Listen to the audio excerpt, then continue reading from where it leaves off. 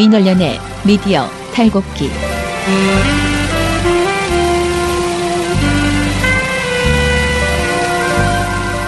민원연의 미디어 탈곡기 201화 시작하겠습니다. 예, 안녕하세요. 저는 민원연에서 사무처장을 맡고 있는 김원경입니다. 그리고 미디어 탈곡기의 이장입니다. 네, 저는 분야회장 배나은 활동가입니다. 네, 청년회장 이봉우입니다. 안녕하세요. 민주언론시민연합 사무처장 김원경입니다. 민원연에서 상근 활동가를 공개 채용하고 있습니다.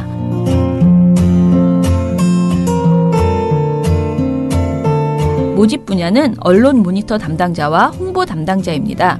언론 모니터 담당은 민원연이 자랑하는 신문, 방송, 종편 모니터를 쓰시는 일을 합니다.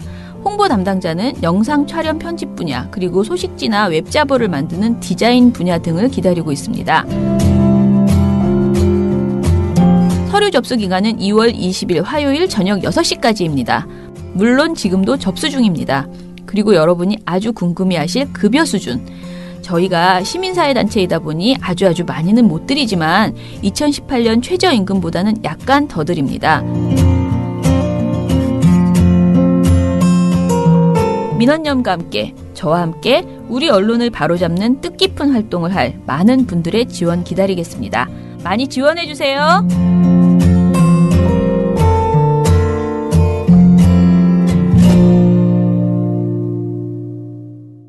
주말에 뉴스공장 나오라고 해서요. 억지로 해서 아무튼 월요일 아침마다 제 예감이 안 좋습니다.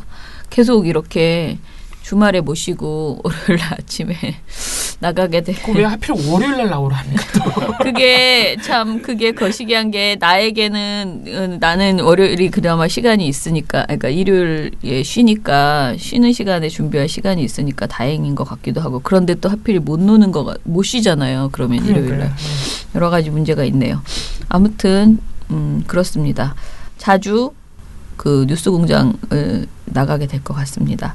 저희가 한 2주에 한 번 정도는 네. 이렇게 민원연과 함께 주요한 뉴스를 언론들이 어떻게 다루는지 한번 짚어볼까 합니다. 알겠습니다. 네. 자, 오늘은 여기까지 하겠습니다.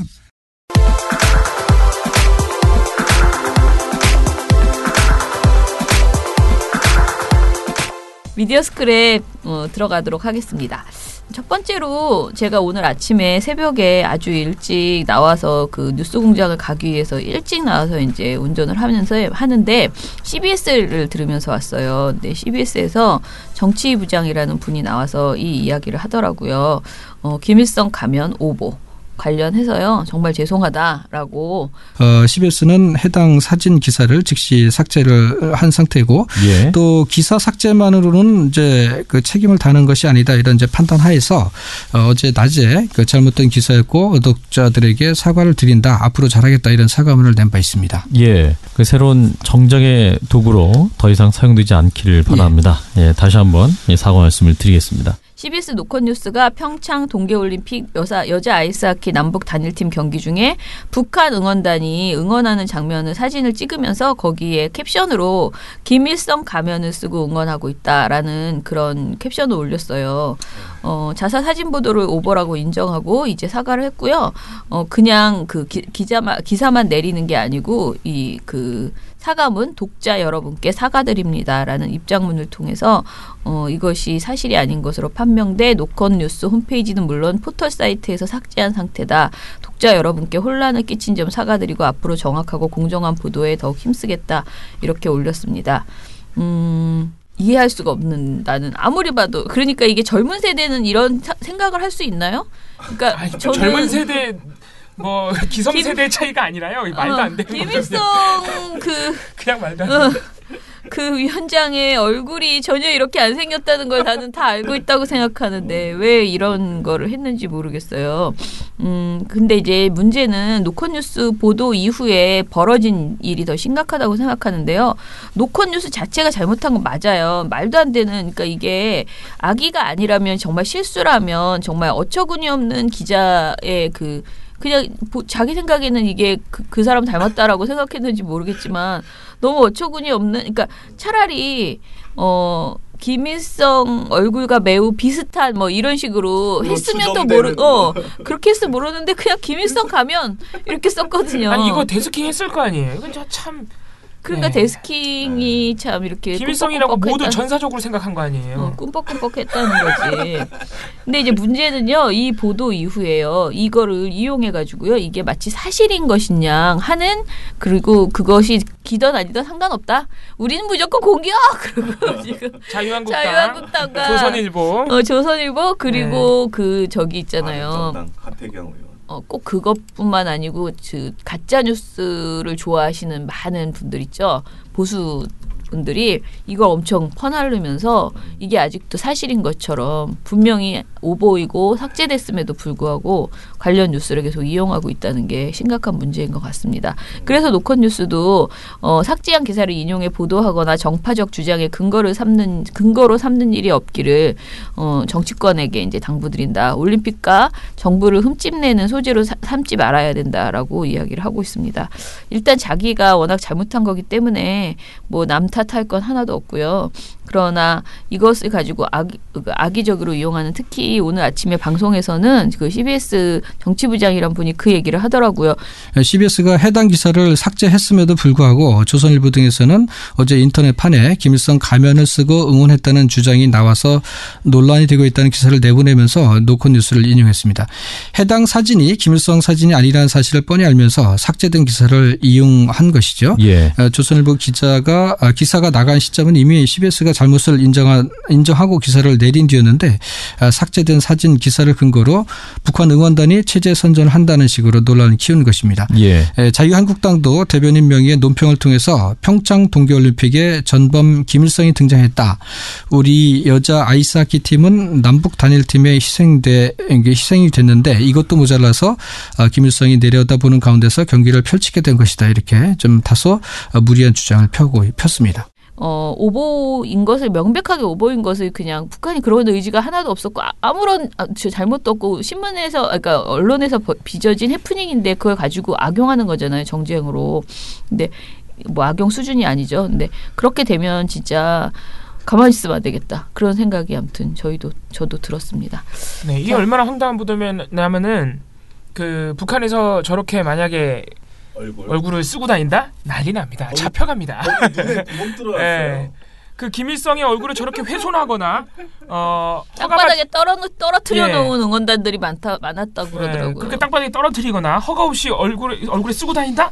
북한에서는 큰일 나요 아주 그냥. 아오지입니다. 아오지. 근데 북한 사람들이 그걸 알면서 저런다? 말도 안 되는 얘기죠. 네. 그래서 웹상에서 이게 굉장히 조롱거리가 되고 있어요. 노컷뉴스의 보도와 자유한국당 의원들이. 그래서 그 해외 사이트 중에 얼굴 비슷한 정도를 알려주는 사이트가 있어요. 네. 예. 얼굴 얼마나 닮았는지 그거를 이제 수치로 알려주는 사람들이 거기에 이제 많은 본인이 닮았다고 생각하는 얼굴을 올려본 거죠. 그 가면에다가. 굉장히 재밌는 사실이 일본에 뭐 여배우가 있는데 그 여배우가 점수가 굉장히 높게 나왔어요. 그래서 사람들이 굉장히 조롱하고 있습니다. 여배우가 걸 것 같은데요. 굉장히 이 가면의 얼굴과 닮았다고? 예, 그 가면 얼굴하고 닮게 나온 거예요. 수치가. 예, 그래서 아무튼 많은 네티즌들이 조롱하고 있는.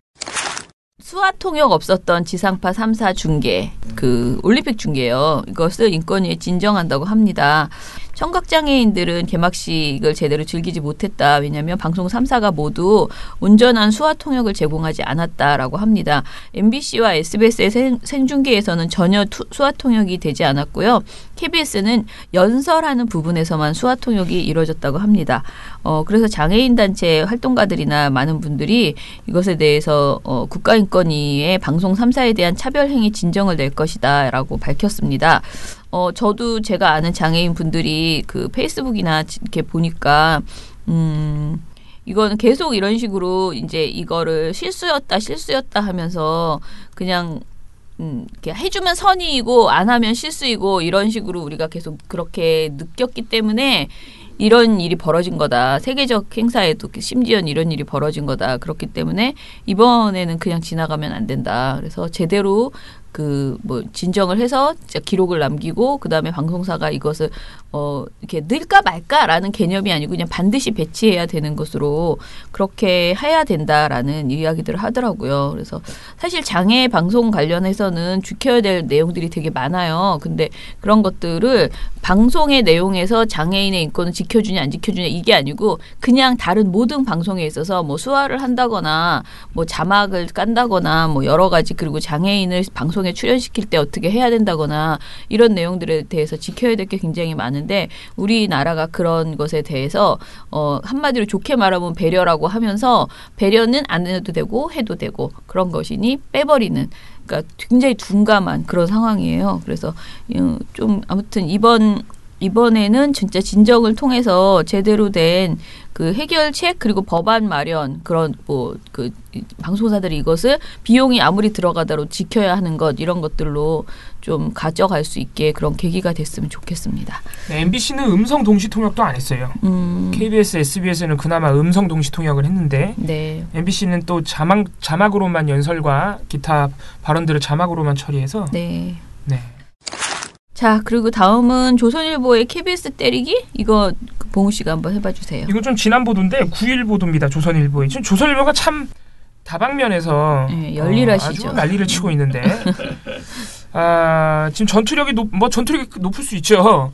그런데 지금 그 여러 가지 문제적 보도를 낼 때 이제 기본적인 사실관계가 틀리다거나 네. 왜곡이 노출되는 경우가 잦아서 네. 조선일보가 좀 반성할 필요가 있습니다. 이번에 이것도 재밌는 내용인데 사실은 조선일보가 9일날 어떤 보도를 냈냐면은 KBS가 최근에 이제 파업을 끝내고 네. 정상화 절차에 돌입했죠. 기자들 복귀하고 그것에 대해서 그러니까 정확히는 KBS 노조를 깠습니다. 뭐라 그랬냐면 9일날 KBS 보도국이 둘로 쪼개졌다. 네. 평창 취재 따로, 적폐 취재 따로 이렇게 보도국이 갈라졌다. 네. 그러면서 뭐라 그랬냐면은 파업을 주도했던 민노총 산하, 꼭 민노총 산하라고 붙이죠. 파업을 주도했던 민노총 산하 언론노조 KBS 본부 소속 기자들은 일명 보도위원회를 만들고 기존 보도국 지휘 라인과 별도의 취재보도 시스템으로 일하고 있다. 이것과 더불어서 익명의 언론학자 입을 빌려서 네. 파업을 주도했던 KBS 노조 구성원들은 예. 문재인 정부와 직간접적으로 연결되어 있다. 뭐 이런 식으로. 자, 일단 기본적인 사실관계가 틀린 게요. KBS 노조, 그러니까 언론노조 KBS 본부가 독자적으로 보도위원회를 설치한 게 아닙니다. 네. 평창 취재를 위해서 사측과 실무 기자들이 함께 모여서 네. 보도위원회를 구성한 것이고요. 네. 이 보도위원회는 또 이렇게 노조가 마음대로 할 수 있는 게 아니라 KBS 편성 규약상에 그렇게 하게 돼 있어요. 근데 이게 오랜만에 설치된 이유는 그동안 고대형 체제에서 사측이 안 했기 때문이죠. 예. 네. 그러니까 그동안 고대형 사측이 편성 규약을 위반했던 것이지 편성 규약에 따라서 보도위원회를 설치하는 게 이상한 일이 아닙니다. 이게 네. 원래 일상이 되어야 돼요. 네. 예, 그래서 편성 규약에 따르면 KBS는 내외의 부당한 압력이나 간섭으로부터 자율성을 보호하고 취재 및 실무 제작자의 권한을 보장하기 위해서 네. 편성위원회를 구성한다. 이 편성위원회가 이제 보도위원회입니다. 이 네. 보도위원회는 지금 평창 올림픽 취재를 위해서 특별히 설치한 것이고요. 네. 그렇기 때문에 이게 어떻게 보면은 굉장히 악의적인 보도일 수도 있다. 네. 또 노조를 공격하기 위해서 만든 프레임일 수도 있다라는 그 의심이 들죠. 근데 놀라운 것은 이게 이제 왜 그 노사가 합의해서 이렇게 편성위원회를 설치해서 취재를 따로 시스템을 마련하느냐. 네. 말 그대로 편집권 독립을 위해서입니다. 기자들이 부당한 압력을 받지 못하게 하기 위해서. 근데 이거를 이렇게 일방적으로 뭐 노조가 무슨 나쁜 뜻을 먹고 설치한 것처럼 네네. 보도한 조선일보. 정작 조선일보 내부에서 이런 편성규약, 편성위원회가 필요하다는 말이 나오고 있습니다. 최근 조선일보 노동조합에서 말이 많은 걸 알고 계시죠? 싸우고 네네. 있죠. 뭐 임금 문제도 있습니다만은 지금 조선일보 내부에서는 그 편집국의 독립 보장이 시급하다. 이런 사측의 요구가 네. 쏟아지고 있는 상황입니다.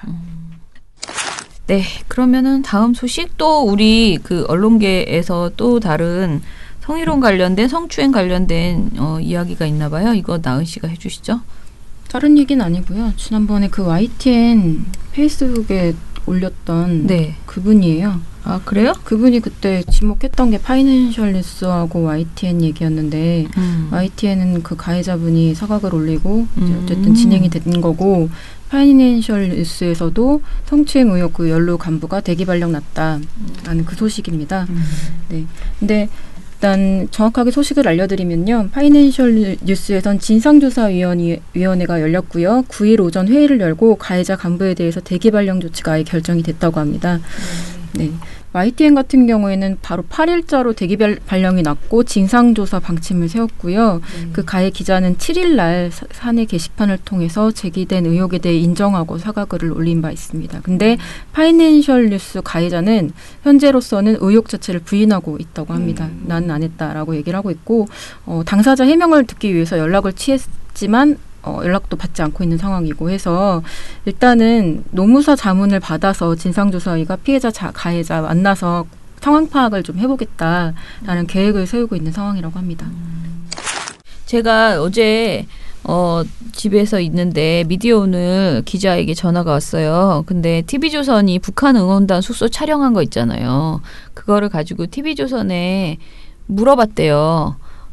당신들 입장이 뭐냐 그랬는데 아무 문제 없다라고 TV조선이 주장을 한다는 거예요. 근데 이제 내용을 보면 10일에 TV조선이 단독이라면서 북한 응원단 숙소에서 남한 방송 시청이라는 기사를 냈거든요.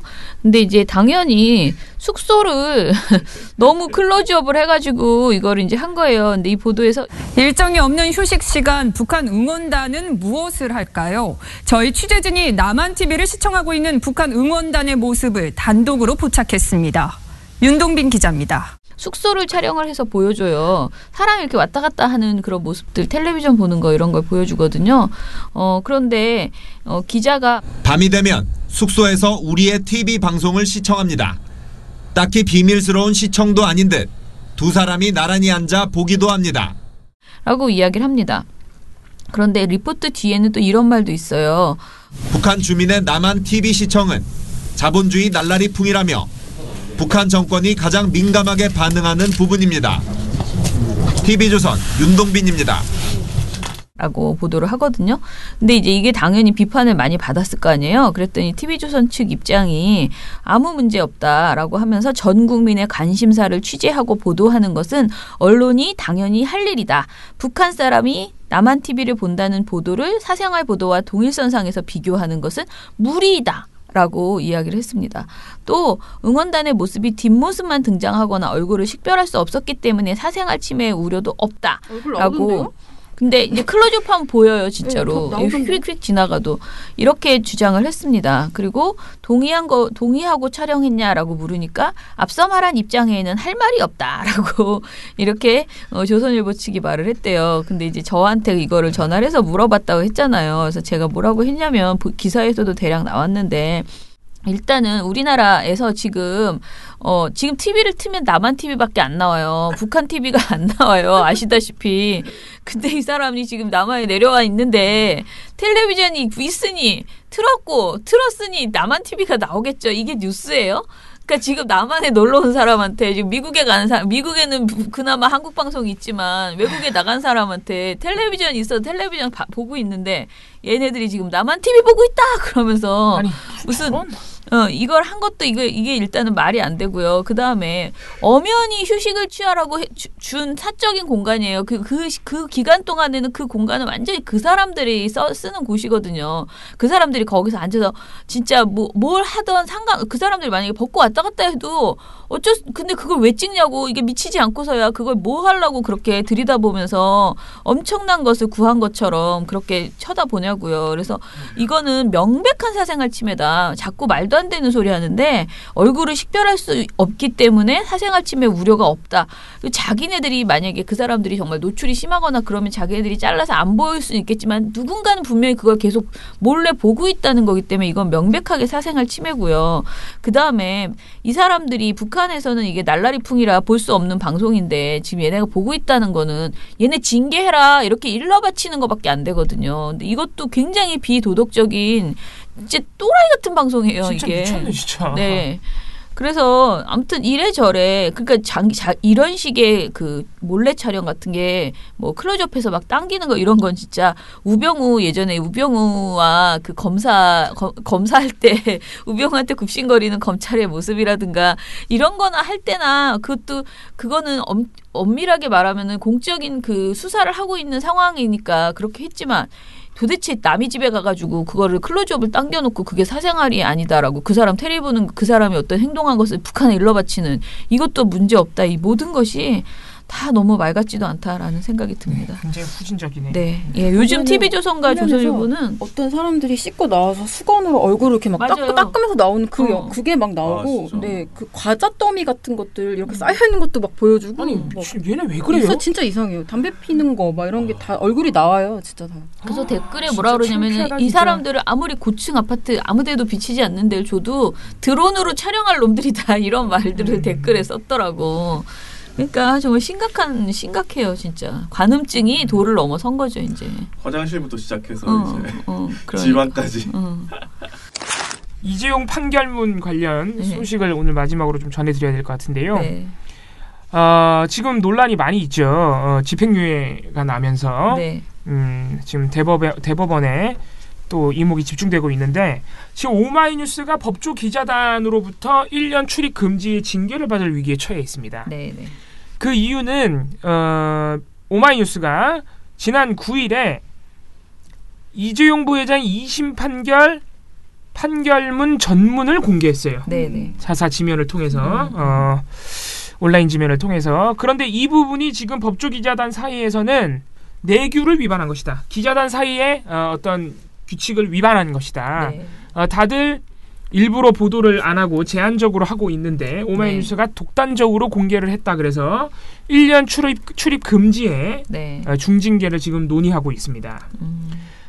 오마이뉴스가 공개한 이유는 아시겠죠? 이게 워낙 논란이 크고 1심과 2심 재판이 거의 180도 바뀌었어요.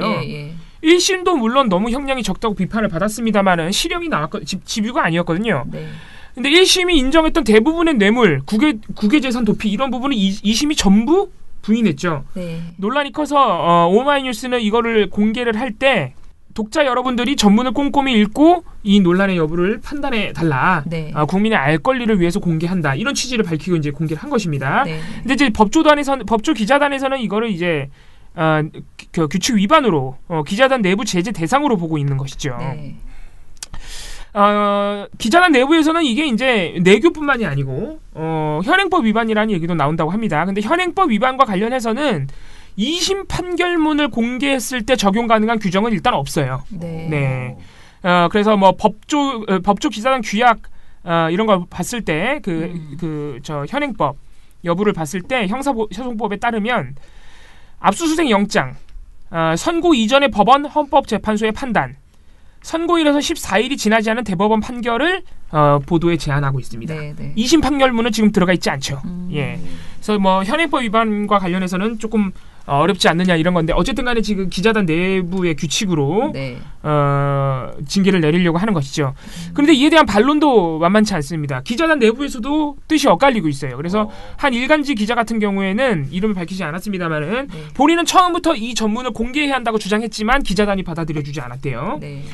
그리고 지금 내부적으로 징계를 논의하고 있어서 본인은 부당하다고 생각한다.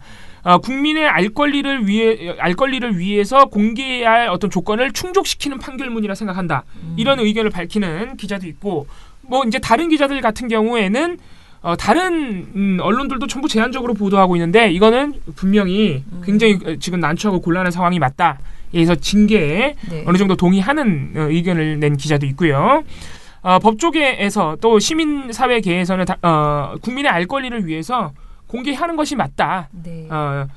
그동안 국민의 알 권리보다 기자단 사이의 그 어떤 폐쇄적인 규칙을 더 중시했던 기자들의 관행이 문제다. 이런 비판도 나오고 있습니다. 아무튼 삼성 관련해서는 굉장히 다들 예민하십니다. 어떻게 해서든 혼내줘야겠어! 그러면서 지금 누가 감히! 그러면서 지금 나대고 있는 저 기자단들입니다.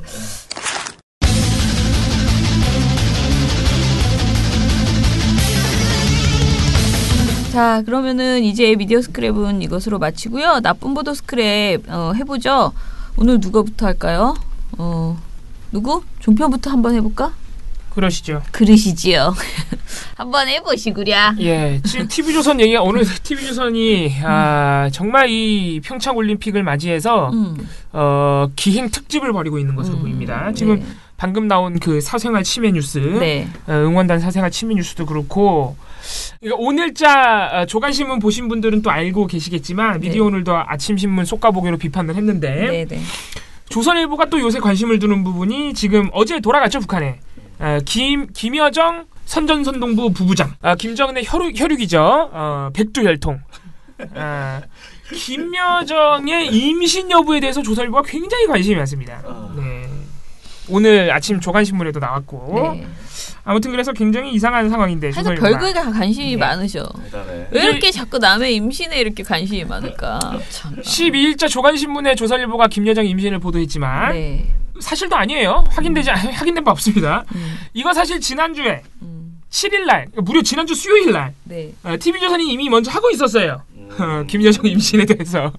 그래서 TV조선 이것이 정치다 2월 7일 방송에서 네. 응원단 그 선수단이 먼저 그 입국을 했잖아요. 네. 평창 올림픽 위해서 예술단하고 응원단이 건너왔는데 그거를 김여정이 배웅을 했어요. 현송월 단장 비롯해서 응원단을. 그래서 현송월 단장하고 이렇게 악수하고 있는 장면도 영상이 있습니다. 네. 그걸 자기네가 입수했다면서 막 보여줘요.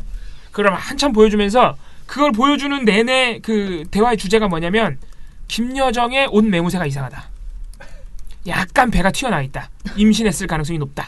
코트 사이로 좀 약간 불러나온 배가 보여서 많은 전문가들이 지금 저 부분을 포착하고 있습니다. 김여정은 임신을 했을 때 2015년에 출산을 한 것으로 국정원이 밝힌 바 있는데 그때 당시와 비슷한 모양의 코트를 입고 나왔고요. 그리고 저렇게 등이 약간 뒤로 가고 허리는 앞으로 나가는 모습이 마치 임신 한 5개월 정도 된 모습과 같다고 산부인과 전문의를 통해서 저희가 확인을 할 수 있었습니다. 다만 직접적인 진찰은 하지 않았기 때문에 단정지을 수는 없다라는 전제를 붙일 수 있을 것 같습니다. 그러니까 저 옷 모양새를 보니까 배가 좀 나온 것 같고 저걸 봤을 때 아마 가능성이 있지 않느냐라는 이야기인 거죠. 지금. 네, 그렇습니다. 산부인과 의사도 저렇게 보니까 뭐 있을 것 같기도 한데 직접 진찰을 해야지만 알 수 있다 이런 거죠, 지금. 그렇습니다. 직접 진찰을 해야만 의견을 밝힐 수 있으나 배가 이렇게 불러져 나오는 부분이 아랫배 쪽에서부터 나왔기 때문에 그런 것을 의심할 수 있다. 그리고 코트가 앞섬에 벌어져 있는 것이 눈으로 직접 확인이 알겠습니다. 됐습니다. 이 대표님, 김여정이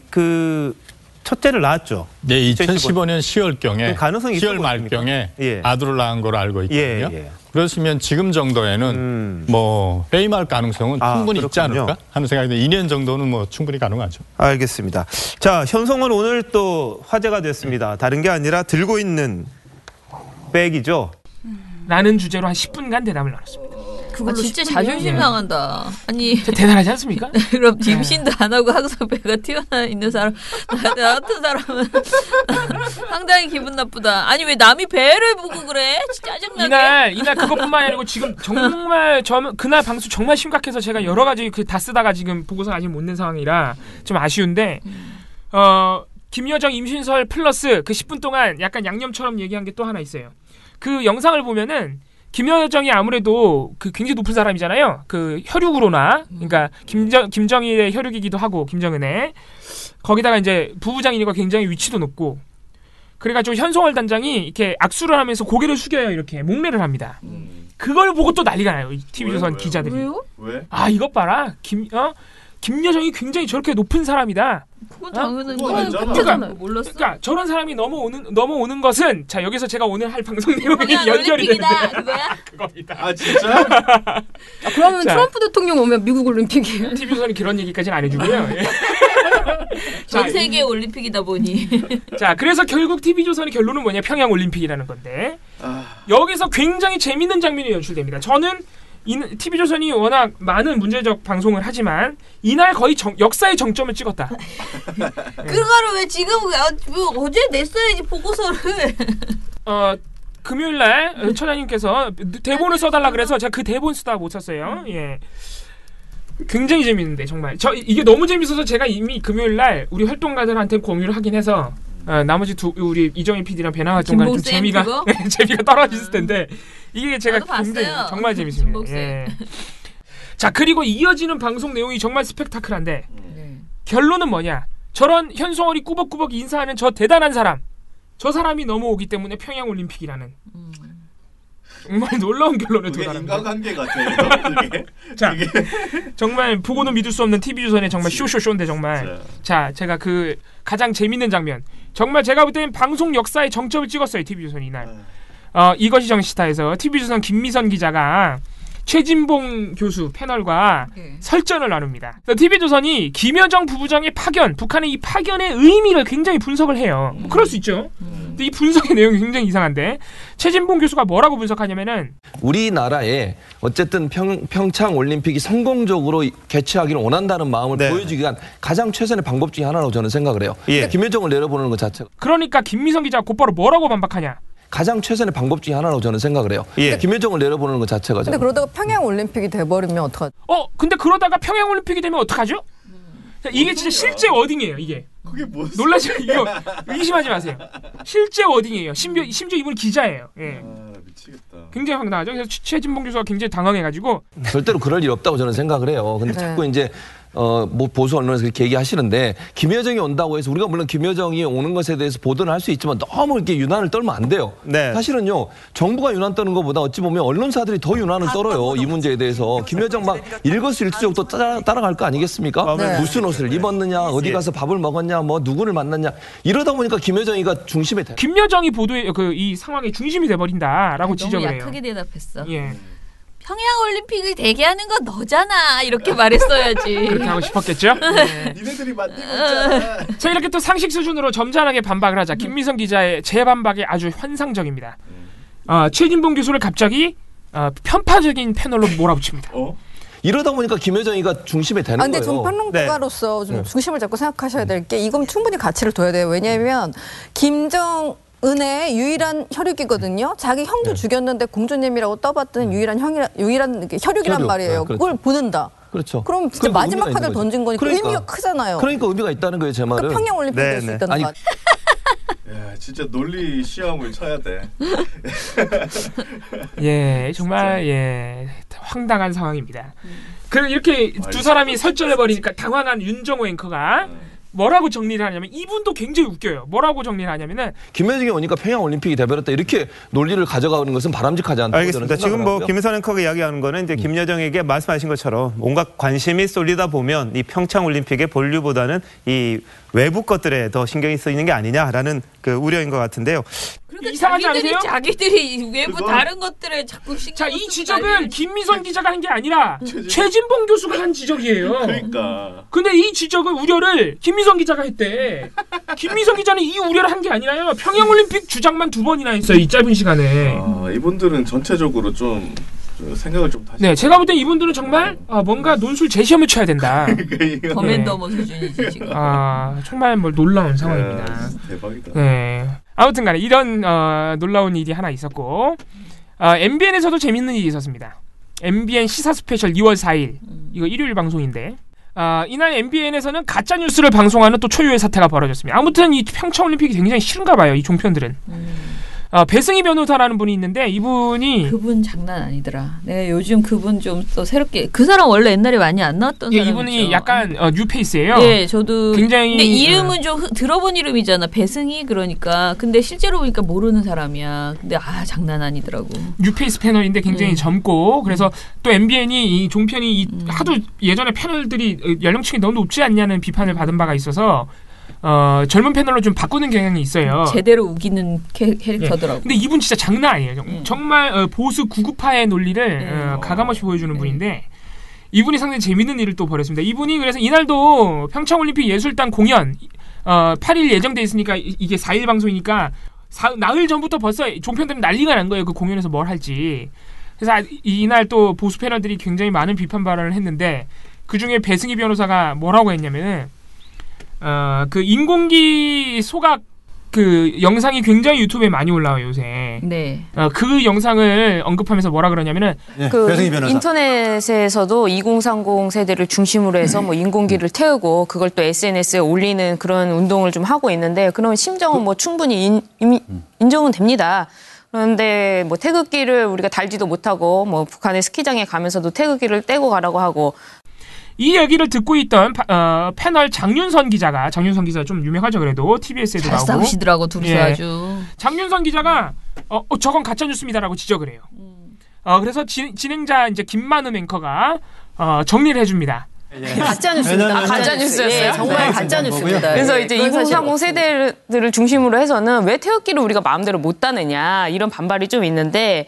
아까 그 태극기 떼라고 했던 것 관련해서는요. 그 스키장에서는 겉옷을 입어가지고 남북 선수들 모두 표정이 안 보였던 그런 장면을 두고 태극기를 떼는 것처럼 했었는데 그건 조금 사실하고 조금 다른 부분이니까 확실하게 정정을 하겠습니다. 수정하겠습니다. 물론 정정을 했습니다마는 이게 정정을 한다고 해서 이런 게 전혀 문제가 되지 않는다고 할 수는 없어요. 저희가 수차례 지적하지만 이런 정정 사례가 너무 많아요. 너무 많아. 너무 많기 때문에 이런 식으로 보도할 거면은 사전에 대본이라도 써놓든가 아니면 패널에 대한 검증을 확실하게 해야 됩니다. 그래요. 자, 그러면 방송. 일단 맛보기로 김일성 가면 보도 어떻게 했는지 그거를 좀 가면 보도 어떻게 했는지를 좀 궁금해하실 것 같아서 간단하게 말씀을 드릴게요. 일단 제가 보면서 좀 웃겼던 게 TV조선 보도예요. 지금 현재 다시 보기에선 지워져 있거든요. 그래서 그러면 수상해서 자꾸 보게 되잖아요. 그래서 이제 그 원래 방송 녹화된 걸 봤어요. 근데 제목은 김일성 가면 논란. 그냥 남자 얼굴 이렇게 돼 있더라고요. 그래서 무난하게 시작하는구나.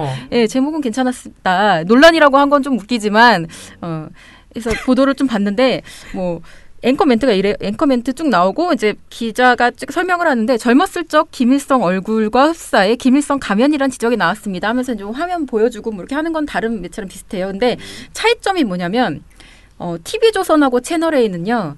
CBS가 이걸 오보 인정했다는 걸 얘기를 안 해요. 이게 어제 보도죠. 네. 11일 보도인데 이미 정정 보도까지 낸 이후인데 그죠. 하루가 지났는데. 그죠. CBS는 인정을 이미 한 상황인데 다른 방송사들은 같은 시간대에 보도를 하면서 다 그걸 언급을 하거든요. MBC, SBS 뭐 다 보도를 하는데 얘네는 그거 언급이 없어요. 그냥 정치권 멘트들만 하고 통일부 멘트만 조금 얘기를 하는 거죠. 근데 문제를 일으킨 쪽에서 사실을 인정했으면 그게 제일 확실한 거잖아요. 네. 근데 그걸로 언급 안 했다는 게 좀 제일 웃겼고. 그럼 논란으로 만들고 싶은 거네 이거를 지금. 그저 사실 어그로를 끄는 거죠. 여기서 좀 의도가 엿보였고요. TV조선 보도가 너무 웃겼던 게 기자가 그 그 응원단 숙소 쪽에 가서 그 숙소 쪽에서 응원단에 이제 남자 두 분이 나이가 좀 있으신 남자 두 분이 이렇게 지나가는데 그분들을 향해서 외칩니다. 응원단은 김일성 가면 논란에 침묵했습니다. 저 어제 응원단이 들고 나온 가면 때문에 남한에서 얘기가 많은데 혹시 어떤 분 얼굴인지 알 수 있을까요? 이렇게 막 외치고 정말 열심히 취재하시는. 근데 제가 너무 부끄러운 거예요. 근데 그 멘트, 그러니까 그 질문을 들은 그 북한 두 분의 표정이요. 정말 세상 하찮은 버러지를 보는 듯한 그런 표정으로 그냥 지나가 버리는데 제가 더 웃겼던 게 뭐냐면 SBS 기자는 멘트 따는 거 성공해요. 야 취재력의 차이구나.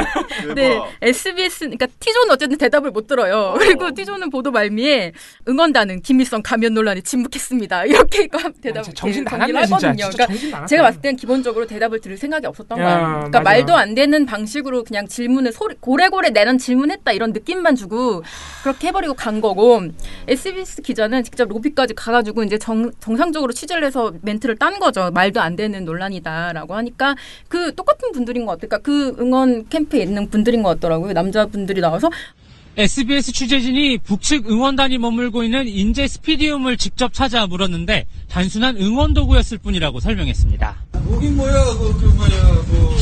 일반 우리 과오나 이게 지금 보지 않았나 자기네. 예. 우리 응원단이 참 이렇게 재미나게 가꿔간 건데.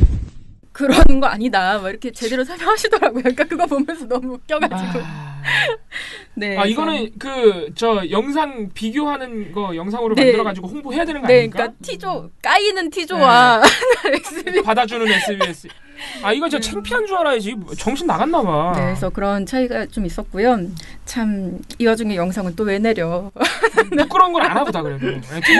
그것 때문은 아니고 아마 노컷에서 항의하니까. 근데 채널 A는 안 내렸습니다. 참고로. 아니 그게 다시 보기 내린다고 해서 그러니까 완전 눈 가리고 아웅이죠. 이미 다 방송해놓고 무슨. 그러니까 그렇긴 하죠. 진짜. 그래도 다시라도 안 보게. 진짜 대단합니다. 진짜. 말이 안 나오네. 오늘 TV조선이 아주 그래서 진상을 한번 또 떨었다. 오늘 지금 TV조선 한 짓을 모아보면 아주 이건 언론사가 아닌데요. 남의 숙소 클로즈업해서 몰래 촬영하고 사생활 침해 그리고 평양올림픽이라고 김여정이 오니까 평양올림픽 그리고 북한 선수단한테 무시당하고 응원단한테 무시당하고 예. 그럼 뭐 TV조선 얘기만 하고 끝낼까요? 지금 신문이 하나 있는데요. 짧게 그냥 한번 해볼게요. 그 역사 교과서 있잖아요. 그거 정권이 예전에 그 박근혜 정부가 국정 역사 교과서를 이제 막 만든다고 나댔잖아요. 그래서 이제 폐지하고 새 검정 역사 교과서 지필 기준을 지금 만들고 있는 중입니다. 근데 이 지필 기준에 자유민주주의 6.25 남침이 빠졌다고 하는 보도가 나왔어요. 그러자 보수 세력이 북한의 인민민주주의와 혼동할 수 있다.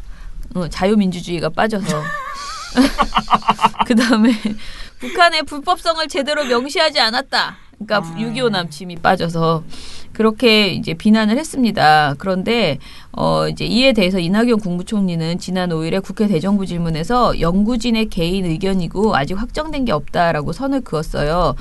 일단은 보수 세력의 색깔론 공세에 정부가 한 발을 뺀 형국인데요.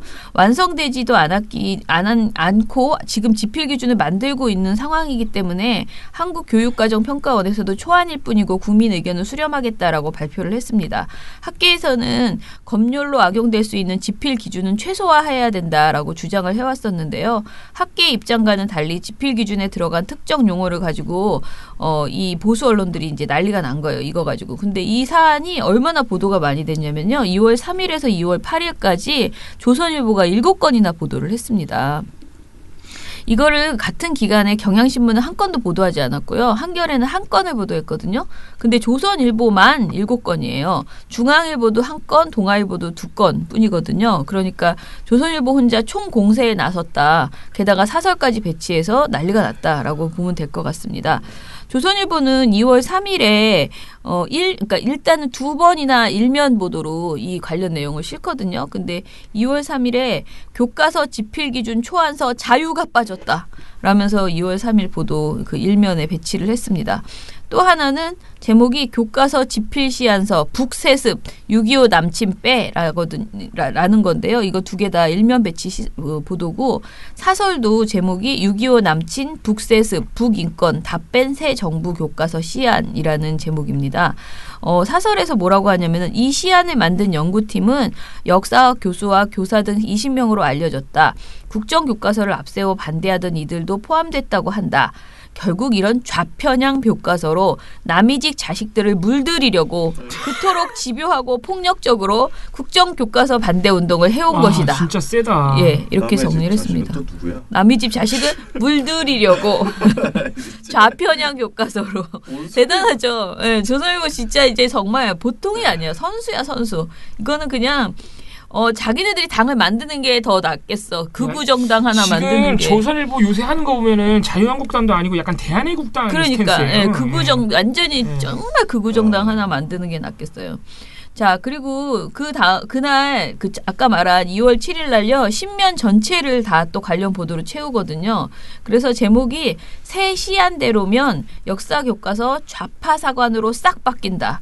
라는 제목의 보도에서요. 현재 교육부가 마련 중인 교육과정 지필기준 시안을 그대로 적용하면 새 교과서는 대한민국 수립과 발전 과정에 대한 설명 대신 남북 분단에 대한 비판과 극복 노력에 상당한 비중을 둔다.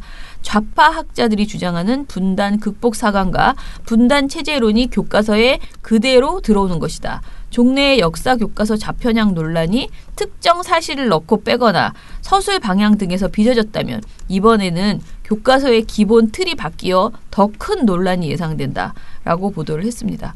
아무튼 엄청나게 호들갑을 떠는 이런 보도를 조선일보가 했고요.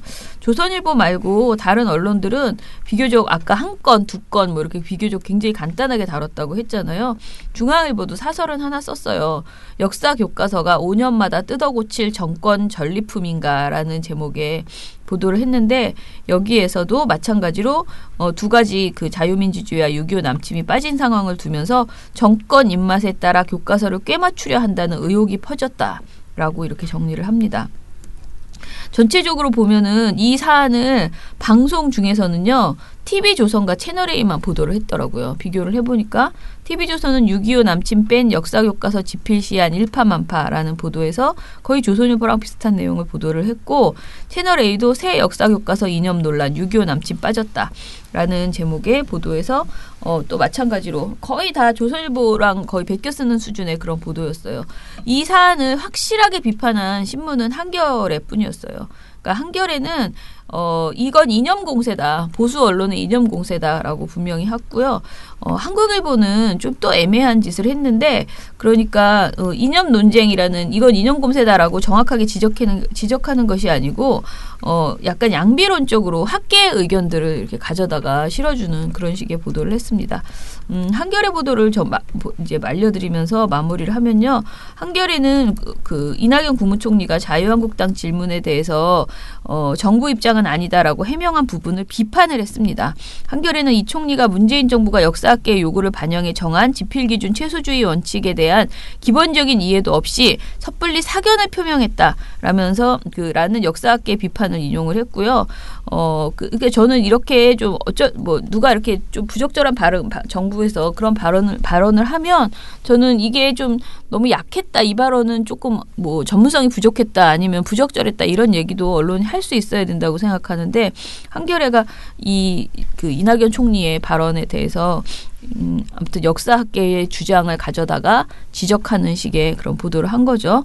그리고 한겨레는 보수 언론이 키운 이번 논란 자체가 부분적 사실에 불과하다라고 하면서 자유민주주의라는 용어를 교과서 지필 기준으로 활용한 시기는 이명박 박근혜 정부 때에 그쳤고 지필 기준을 세세하게 나눈 건 역시 같은 시기부터라고 판단을 하고요. 세세한 지필 기준이 사실상 교과서 검열의 수단으로 활용됐었다라고 이렇게 비판을 했습니다. 네, 그러면은 아니 정말 자유민주주의에서 자유가 빠졌다고 인민민주주의랑 헷갈릴 거라고 생각하는 정말 대단합니다. 그러니까. 너무 웃기죠. 아니 이건 도대체 저기에 공감하는 사람들이 많을까? 저는 그 생각이 드는데. 뭐 그렇게 따지면 조중동의 그러니까 특히 조선일보에 요즘 공감하지 않는 사람이 매우 많을 것 같습니다. 정말 이상하기 때문에 극우 신문을 지금 보여주고 있기 때문에. 7, 6, 5, 4, 3, 2, 1. You'll never have the sacred stone. Oh, this you crazy mother. 대댓글 좀 봅시다. 주말에 뭐가 많이 올라왔나요? 금요일 시사자키 방송 잘 들었습니다. 그러면서 미련곰탱님께서 써주셨고요. 미련곰탱님은 이 댓글을 굉장히 열심히 보세요. 그래서 지난주에는 제가 그 성폭력 문제를 보도했잖아요. 거기에 이제 악플이 되게 많이 달렸었대요. 그래서 막 속상하다고 그러시더니 이번에는 또 악플이 없다고 좋다고 지금 하셨습니다. 거기 이 정관용의 시사자키 금요일 방송에 달린 댓글 중에 이런 게 있네요. 김원경이라는 사람 참 정확하고 시기적절한 지적을 하네요. 정관용 씨의 편안한 진행도 좋습니다. 맞아요. 정관용 씨의 진행은 정말 좋습니다. 자, 그리고 이 대본 제가 썼습니다. 네. 저희가 정관용의 종편을 거의 안 가지고 나가거든요. 왜냐하면 종편 시사 토크쇼에서 말하는 거를 정관용 아저씨가 되게 싫어해요. 다루기 싫어하세요. 급 떨어진다고. 그런 급 떨어지는 얘기를 내 방송에서 하지 마라. 근데 내가 이걸 안 할 수가 없다. 요번엔 내가 지금 그리고 내가 솔직하게 얘기했어. 내가 지금 너무 바빠서 대본을 준비 못해서 활동가한테 부탁을 했는데 그 활동가 또 종편 활동가고 그래서 이번에는 이거 종편으로 다 간다. 막말 완전 대잔치다 그랬는데 막 보더니 야 정말 대단하구나. 정말 대단하구나 막 이러면서 정말 재밌죠? 네. 그 한 번 종편 맛에 빠지면은 정관용 아저씨도 안 그래, 헤어나오지 못할 가능성이 있습니다. 다음 주에 또 달라고 할 거예요. 안 그래요. 평양올림픽 발언 또 없냐? 안 그래요. 그것은 김어준 씨 스타일입니다. 종편은. 정관용 씨는 네, 조금 그냥 정식의 그 내용을 하고 듣고 싶어하는 분이라서요. 근데 아무튼 재미있어 했습니다. 정말 대단하군요. 계속 그렇게 감탄을 했습니다. 자, 쥐뿔도 없는 님께서 큰일 났네. 이거 흉내내야 되는데. 큰일 났네. 이렇게 해야 되는데. 큰일 났네. 탈곡기가 10위 안으로 들어와야 되는데 이 좋은 미디어 탈곡기가 140건에 있다니 큰일 났네. 아이고, 고맙습니다. 하셨습니다. 132건으로는 일단 진입을 했습니다. 네, 그렇군요. 감사합니다. 네. 이처진 386님 아주 장문의 댓글을 달아주셨는데 네. 이제 미디어 탈곡기는 저희 일상이 됐습니다. 아이고. 들으면 들을수록 대한민국의 언론만 바뀌면 따로 접해천산도 필요 없을 듯한데 네. 그런 견제받지 않는 언론 권력이 얼마나 대한민국 발전에 해악이 되는지 절절하게 느낍니다. 그러니 민원연이 우리에게 얼마나 소중한지 깨닫게 됩니다. 네. 후원이 팍팍 늘었으면 좋겠습니다. 뉴스공장이든 여타의 방송의 처장님이 출연하면 과감하게 미탈을 광고하시고 그러니까 알겠습니다. 내가 다다음 주에는 꼭 하겠습니다. 네, 후원도 꼭 말씀해달라고. 예, 미탈 광고와 후원 광고. 예. 절대 뻔뻔한 일 아니라고 응원해 주셨습니다. 네. 너무너무 감사하고 저희 또 아프지 말라고 또 작은 목소리로 베나베나 화이팅 마지막에 깨알 같은 네. 쏘쏘 정징하님 박상병 물러나는 게 타당합니다. 감사합니다. 하셨습니다. 예, 박상병 씨 관련 댓글이 있네요. 몇 개. 네, 그러니까 총선 전에 국민의당이 80석 넘는다고 호언장담한 사람이라고. 근데 80석은 못 넘겼어도 뭐 그때 당시 국민의당이 선전했다는 얘기는 좀 들었습니다. 네. NRKIM0924님이 제가 이 방송을 왜 이제 알았을까요? 이제라도 알게 돼서 너무 다행이고 고맙네요. 지난 방송부터 연속 다시 듣게 하고 있어요. 쓰레기 방송 기사 보고 읽으시느라 다들 너무 고생이 많으세요. 감사합니다. 후원 들어갑니다 해주셨습니다. 감사합니다. 감사합니다. 최근에 이런 분들이 몇 분 계시네요. 올해 처음 알게 됐다고 하시는 분들. 레이니 칠세님 200회 진심으로 축하합니다. 뉴스어장으로 시작해서 미탈까지 벌써 200회라니 청취자로서 감회가 새롭네요. 라고 하시면서 다들 축하한다고 하셨고요. 440416님께서도 마찬가지로 뉴스박에서 뉴스어장을 지나 미디어 탈곡기까지 제 기억으로는 2016년 여름이었던 것 같은데 세월이 참 빠르네요. 그러면서 모두들 축하한다고 했습니다. 감사합니다. 레이니 치세님이 또 재미있는 댓글이 하나 있습니다. 하루빨리 종편 특혜를 거뒀으면 좋겠습니다. 의무전송 반드시 없애야 됩니다. 그러면서 TV조선의 악마니까 666번으로 채널A는 박사모니까 503번으로 채널 번호 바꿔달라고. 아이디어가 찾아가기 쉬울 텐데. 오히려 기억하기가 너무 쉬운가? 너무 재밌네요 이거. WDLDY님께서 성역 없이 TBS 프로그램도 좀 방송 체크해 주셨으면 한다고. TBS가 라디오도 있고 저 방송도 있죠. 뉴스공장이야 워낙 사회적 이슈를 추기적으로 잘 알려주고 나름대로 교통방송 성격도 갖추고 있어서 괜찮은데 가끔 보면은 주말 아침에 생뚱맞게 백푼토론 짝퉁 방송을 하고 있다. 그런데 거기 우르르 나오는 종편 쪽 시간 때우기 방송 패널들이 아무 의미 없는 정보를 전달하고 있다고 제보를 주셨습니다. 참 감사한데 저희가 지금 TBS 방송까지 감시할 여력이 저희가 나중에 저희가 지금 인력을 지금 공채도 내고 인력을 모집하고 있는데 나중에 여력이 생기면은 TBS 쪽 패널도 한번 보긴 하겠습니다만 당장은 어렵습니다. 네, 저희가 자꾸 성역 없이 모니터하라 그러는데 저희 나름대로는 별 편견을 갖지 않고 잘했으면 다 잘했다.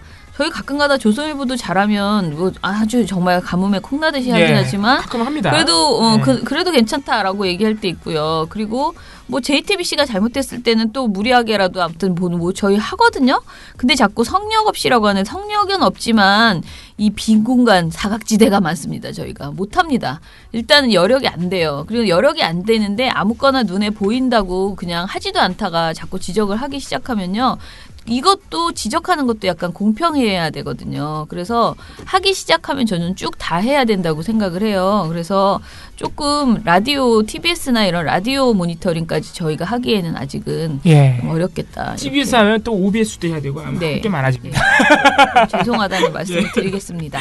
예, 근데 이제 YTN하고 연합뉴스 TV 같은 경우에는 사실은 해야 되겠다. 진짜 해야 된다 이런 지금 고민을 심각하게 하고 있어요. 그래서 조금씩 저희가 모니터링하는 그 대상을 좀 늘려가려고는 하지만 저희가 진짜 모니터링 공장은 아니거든요. 그래서 좀 아쉽겠지만은 조금 여러분들 스스로 제보하시고 이렇게 뭔가 이렇게 문제 제기하는 식으로 갔으면 좋겠습니다.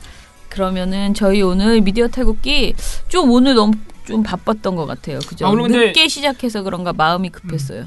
월요일 치고 상당히 내용이 알찹니다. 오늘 TV조선 특집으로. 그렇군요. TV조선의 어떤 사생활 침해 특집이라고 해야 되나요? 예. 그렇군요. 예. 네, 그러면은 저희 내일 또 뵙도록 하겠습니다. 저는 내일 휴가를 내서요. 내일 방송을 못할 것 같아요. 저희 딸내미께서 대학 졸업식이라고 졸업하는 날 안 오면 안 된다고 저보고 사람 노릇을 하라고 잔소리를 하셔서요. 휴가를 내려고 합니다. 예, 그래서 내일은 두 분이 열심히 방송을 진행해 주세요. 민원연의 미디어 탈곡기는 내일도 열심히 털어드리겠습니다. 탈탈탈. 안녕.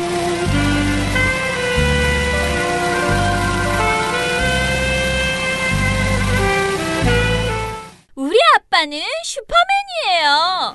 종편 막말 패널들도 퇴출시켰고요. 보도지침 책도 만들었고요. KBS, MBC 적폐의 사진도 퇴출시켰고요. 언론교육도 하고요. 매일매일 방송과 신문을 감시해요. 너희 아버지 뭐 하시는데? 민원연 후원해요. 언론을 정상화시키는 확실한 길. 한 달에 10,000원 민원연 후원으로 가능합니다.